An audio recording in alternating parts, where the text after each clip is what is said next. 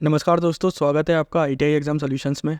दोस्तों, आज हम इसरो HSFC एप्लीकेशन फॉर्म को फिलअप करने का प्रोसेस देखेंगे। तो सबसे पहले हमें इस वेबसाइट में आ जाना है। इस वेबसाइट का लिंक मैं आपको अपने डिस्क्रिप्शन बॉक्स में दे दूंगा।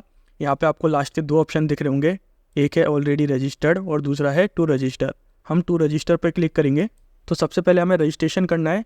इसमें बेसिक डिटेल डालनी है, post name, post code, application name, mobile number, alternate mobile number, email address and confirm email address. तो पोस्ट नेम हम डालेंगे। फॉर एग्जांपल कोई टेक्नीशियन बी फिटर का फॉर्म फिलअप कर रहा है, तो वो technician B fitter, electronic mechanic है तो इलेक्ट्रॉनिक मैकेनिक, मशीनिस्ट है, इलेक्ट्रिकल है, उस हिसाब से आपको यहाँ पे सेलेक्ट करना है। अभी मैं फ़िलहाल टेक्नीशियन बी फिटर सेलेक्ट कर रहा हूँ। पोस्ट कोड ये अपना उठा लेगा। अब यहाँ पे आपको अपना नाम डालना है, मोबाइल नंबर डालना है एंड ईमेल एड्रेस डालना है। देन जनरेट OTP पे आप क्लिक करेंगे, कैप्चा फिल करके सबमिट। OTP को वैलिडेट करना है। देन डिक्लेरेशन में आई एग्री को क्लिक करके यहाँ पे भी कैप्चा आपको फिल करना है। एक बार अपनी वेरिफिकेशन को चेक करना है और लास्ट में यहाँ पे चेक बॉक्स पे आपको टिक करते हुए चलना है। इस फॉर्म को आप अपने मोबाइल से भी फिलअप कर सकते हैं एंड यहाँ पे आप सबमिट पे क्लिक करेंगे। देन एक पॉपअप और आएगा और यहाँ पे आप आई एग्री पे क्लिक करेंगे। अब आपका रजिस्ट्रेशन सक्सेसफुल हो चुका है। इसके बाद आपको अपनी essential qualification, communication detail, eligibility criteria इन सबको फिलअप करना है।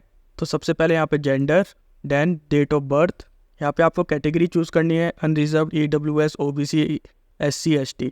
तो मैं यहाँ पे OBC सिलेक्ट कर रहा हूँ इन केस अगर कोई एडिशनल डॉक्यूमेंट यहाँ पे वेरीफाई करवाना हो तो उसका भी हमें पता लग जाए। देन पर्सनल डिटेल में आपको father name, mother name, marital status, इन सबको फिलअप करना है। पर्सनल डिटेल फिलअप करने के बाद अब यहाँ पे आपको टेस्ट सिटी सेंटर प्रेफरेंस को चूज़ करना है। तो यहाँ पे आपको 5 प्रेफरेंस दे रखी हैं, तो अपनी सहूलियत के अकॉर्डिंग, नियर बाई स्टेट के अकॉर्डिंग आप इन सिटीज़ को चूज़ कर सकते हैं। अगर आपकी फिजिकल डिसेबिलिटी 40% से ज़्यादा है तो आप यहाँ पे येस सेलेक्ट करेंगे, अदरवाइज आप नो सेलेक्ट करेंगे। अब यहाँ पे एक और चीज़ पूछी गई है, do you want the application fee to be refunded in the original payment mode. तो आपको यहाँ पे येस सेलेक्ट करना है, क्योंकि जिस माध्यम से आप पेमेंट करेंगे उसी माध्यम से आपके 400 रुपये रिफंड हो जाएंगे। क्योंकि यहाँ पे अभी जो एप्लीकेशन फ़ीस रखी गई है वो 500 रुपये रखी गई है, उसमें से 400 रुपये रिफंडेबल है। और वो किस केस में रिफंडेबल है, जब आप एग्ज़ाम देने जाओगे। इन केस अगर आप एग्ज़ाम देने नहीं जा रहे हो तो ये वाली फ़ीस आपकी रिफ़ंड नहीं होगी। तो इसको भी मेक श्योर करना कि अगर आप इतनी ज़्यादा फ़ीस पे कर रहे हो तो एग्ज़ाम देने भी ज़रूर जाओ। आर यू एक्स सर्विसमैन, अपने अकॉर्डिंग आप चूज़ कर सकते हैं। Are you currently employed in government, PSU, autonomous body, कर रहे हैं तो येस, क्योंकि अगर आप येस सेलेक्ट करते हैं तो आपको NOC भी यहाँ पे देना होगा, अदरवाइज आप नो सेलेक्ट कीजिए। देन सेव एंड नेक्स्ट पे जाइए। अब यहाँ पे आपको बेसिक अपना एड्रेस डालना है, कॉरस्पॉन्डेंस एड्रेस और परमानेंट एड्रेस। इनकेस दोनों एड्रेस सेम है तो आप यहाँ पे येस वाले बॉक्स पे या येस वाले रेडियो बटन पे क्लिक कर सकते हैं। कम्युनिकेशन डिटेल फिलअप करने के बाद आप क्वालिफिकेशन डिटेल को फिलअप करेंगे। तो यहाँ पे आपको अपनी मैट्रिक डिटेल, इंटरमीडिएट डिटेल और जो आपकी ITI की डिटेल है उसको फिलअप करना है। इंटरमीडिएट डिटेल या 12th की डिटेल फिलअप करना कंपलसरी नहीं है, 10th और ITI की फिलअप करना कंपलसरी है। तो सबसे पहले बोर्ड का नाम डालेंगे, year of passing, school name. Essential qualification detail में 3 चीज़ें दे रखी हैं। आपने ITI कर रखा है तो आप ITI सेलेक्ट करेंगे, आपने NTC का सर्टिफिकेट ले रखा है तो यहाँ पे NTC सेलेक्ट करेंगे। इन केस अगर आपने NAC का सर्टिफिकेट ले रखा है तो यहाँ पे आप NAC सेलेक्ट करेंगे। एसेंशियल क्वालिफिकेशन डिटेल फिलअप करने के बाद आप सेव एंड नेक्स्ट पे जाएंगे।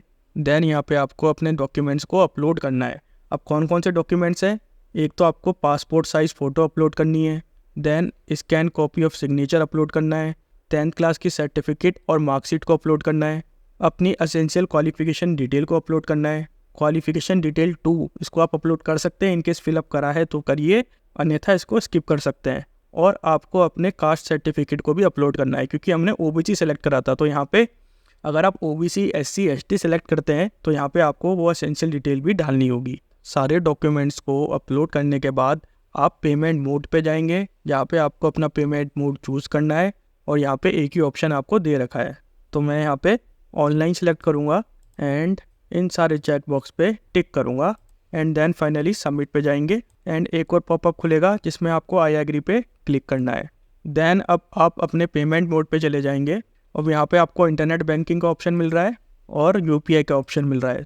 तो जो आपको बेस्ट लगे आप उस हिसाब से पेमेंट को कर सकते हैं एंड पेमेंट करने के बाद आपका फॉर्म फाइनली सबमिट हो जाएगा। तो आई होप आपको ये वीडियो पसंद आया होगा।